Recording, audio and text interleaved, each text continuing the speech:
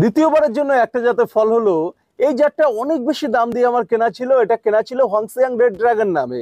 পাকলে পরে লাল কালার হয়। এটা কেনা ছিল 12 মাসি আম হিসাবে, কিন্তু গত বছরও সিজনে মাত্র একবার হয়েছিল এবং তারপর এবছরই এই সিজনে প্রথম ফল হলো। অর্থাৎ সিজনের মাঝে কিন্তু এখনো অফ টাইমে কোনো রকম মুকুলের দেখাও পাইনি। এই কারণে এই জাতটির চারাও কিন্তু আমি করছি না। আমি সাধারণত যেভাবে কাজ করে থাকি, আমার যেগুলো ভালো লাগে সেই সমস্ত ভ্যারাইটি নিয়ে আমি শুধুমাত্র কাজ করি এবং সেই সমস্ত ভ্যারাইটি আমি প্রপাগেট করি।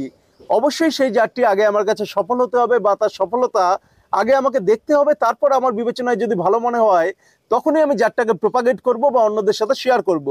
সমস্ত জাত কিন্তু এই কারণে আপনারা আমার কাছে পাবেন না।